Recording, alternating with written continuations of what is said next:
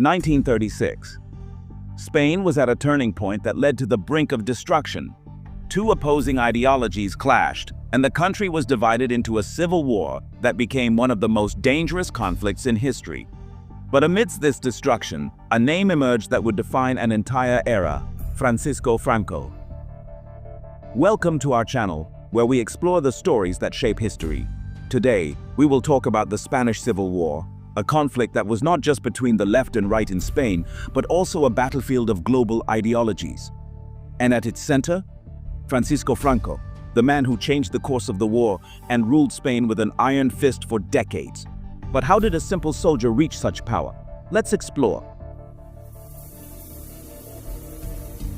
The roots of the Spanish Civil War go back to the early 20th century, when Spain was facing economic inequality, political instability, and growing tensions between conservatives and progressives.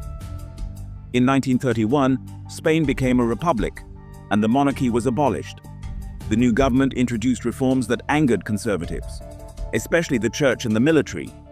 By 1936, political factions were pitted against each other: the Nationalists, who led the right-wing groups, and the Republicans, who were supported by socialists and communists. But this was not just Spain's war. It became a proxy battlefield for international powers, with Nazi Germany and Fascist Italy supporting the Nationalists and the Soviet Union backing the Republicans. Francisco Franco was not the obvious choice to become the leader of the nationalist forces initially. A disciplined and calculating military officer, Franco built his reputation for loyalty and competence during the Moroccan campaigns. When the war began, Franco quickly consolidated power and united the nationalist forces. His strategy: ruthless efficiency, propaganda, and international alliances. With the help of German air support, known as the infamous Condor Legion, Franco's forces achieved key victories. But Franco was not just fighting for Spain. He was envisioning a new nation, one that would be under his absolute control. In 1937, the bombing of Guernica shocked the entire world. Picasso immortalized it in his famous painting, but for Franco, it was a demonstration of his power. By 1939, the Republicans could not keep up. Franco declared victory, and Spain entered a new and dark chapter under his rule. But what was Franco's Spain like? And what price was paid to achieve his vision?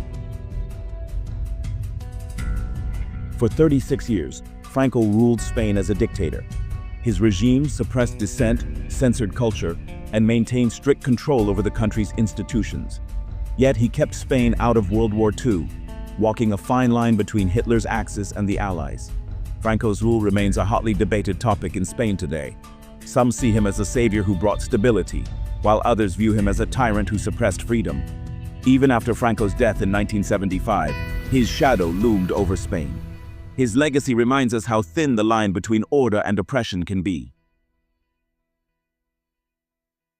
The Spanish Civil War was not just a conflict for Spain, it was a clash of ideologies felt across the world.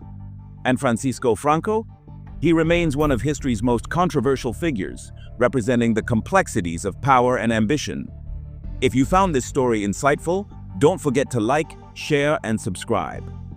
Comment below, what's your perspective on Franco's rule? And stay tuned for more untold stories of history.